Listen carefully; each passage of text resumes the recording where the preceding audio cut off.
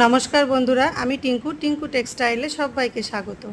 তো এই কয়েকদিন আগেকার ভিডিও এটা। তো যেদিনকে আমি কুমড়ো শাক বাজার করে এনেছিল রান্না করেছিলাম সেই ভিডিওটা। তো শাকটা কিন্তু আমি কেটে ভালো করে ধুয়ে নিয়েছি। আর এই কুমড়ো শাকটা ঠিক ভাসিয়ে না ধুলে মানে পোষায় না, নাহলে কেন বলো তো, বালি বালি থেকে যায় শাকের মধ্যে, সেগুলো কিন্তু মুখে পড়লে খুব ভীষণ বাজে লাগে। তো শাকটা কিন্তু আমি প্রথমে জল সেদ্ধ করে নিয়েছিলাম হালকা করে কুমড়ো শাক, আর এদিকে কিন্তু ট্যাংরা মাছ নিয়ে এসেছিলো বাজার থেকে। আর আলুগুলোও কিন্তু মাছের মতোই বেশ লম্বা লম্বা করে কেটে নিয়েছিলাম। তো চলো শাকটা আগে একটু করে নিই। তো কুমড়ো শাকে 5 ফোড়ন, শুকনো লঙ্কা সম্বার দিয়ে দিয়েছি, ফোড়ন দিয়ে দিয়েছি। আর তার মধ্যে কুমড়ো সেদ্ধ করা কুমড়ো শাকটা দিয়ে তারপরে একটু নুন হলুদ দিয়ে নামিয়ে রেখে ভালো করে তারপরে আবার পুনরায় আমি কিন্তু রসুন ফোড়ন দিয়ে, অল্প একটু তেল দিয়ে রসুন ফোড়ন দিয়ে 5 মিনিট মতো নাড়াচাড়া করে শাকটা নামিয়ে ফেলেছিলাম। তো কুমড়ো শাকটা তোমার হয়ে গেছে। চলো এবার একটু ট্যাংরা মাছটা রান্না করে নিই। তো ট্যাংরা মাছটা রান্না করার জন্য আমি কিন্তু আগে সুন্দর করে ধুয়ে নিয়েছি। একটু নুন দিয়েও ধোয়া যায়, গরম জল দিয়েও ধোয়া যায়, যাই হোক।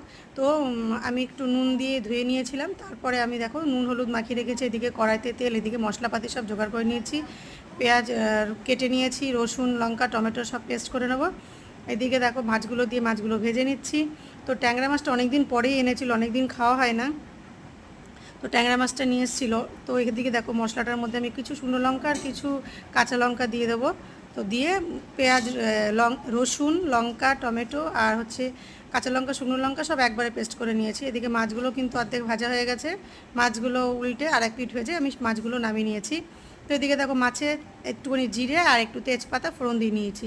তার মধ্যে কিন্তু আলুগুলো ছেড়ে দেবো। তো আলুগুলো ভাজা ভাজা করে নেব। সবাই রান্না করতে পারে, কিন্তু আমি কীরকমভাবে রান্না করলাম আজকে সেটাই তোমাদের সঙ্গে ছোট্ট একটা ব্লগ শেয়ার করলাম। তো চলো, বাজারগুলো এনে রেখেছিলো, বাজারগুলো আমি ফ্রিজের সমস্ত কিছু ভরে নিলাম, ভরে নিয়ে ফ্রিজে রেখে দেবো।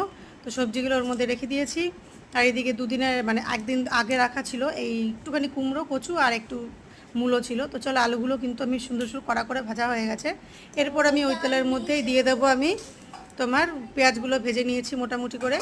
পেঁয়াজ ভাজা করে নিয়ে দিয়ে ওর মধ্যে মশলাগুলো ঢেলে নুন হলুদ দিয়ে দিয়েছি। তো এবার একটু মশলাটা কষিয়ে নেবো ভালো করে। মশলাটা কষানোর হয়ে পর আমি পাশে একটু গরম জল বসিয়ে দিয়েছি মাছে দেওয়ার জন্য। তো গরম জল বসিয়ে দেওয়ার পর দেখো এদিকে আমি সমস্ত কিছু টুকটাক করে 2-1টা বাসন ধুয়ে যেগুলো ধোয়া ছিল সেগুলো রেখে দিলাম, আর যেগুলো ছিল সেগুলো এবার কষাতে কষাতে ধুয়ে রেখে দিলাম। তো মশলা কষানো হয়ে গেলে জল দিয়ে দিয়েছি। তারপরে আমি মাছ আর আলু দুটোই একসঙ্গে দিয়ে দিয়েছি, কারণ আমার আলুটা কিন্তু প্রায় 90% ভাজা হয়ে গেছিলো, একটুখানি ছিল যেটা আমি জল দেওয়ার পর দিয়ে দিয়েছি একটুখানি গরম মশলা দিয়ে হালকা কষা কষা করে কিন্তু মাছটা নামানো হয়েছে। আর মাছটা কিন্তু আমি খেয়ে একটু মানে কখন ভাত খাবো তার ঠিক ছিল না, তার জন্য কিন্তু আমি মাছটা খেয়ে একটু টেস্ট করে দেখেছিলাম। তো ভালোই হয়েছিল বন্ধুরা। তো আমার ভিডিওটা কেমন লাগলো একটু জানিও, আর আমাকে সাবস্ক্রাইব করে আমার পাশে থেকেও। আবার দেখা হচ্ছে।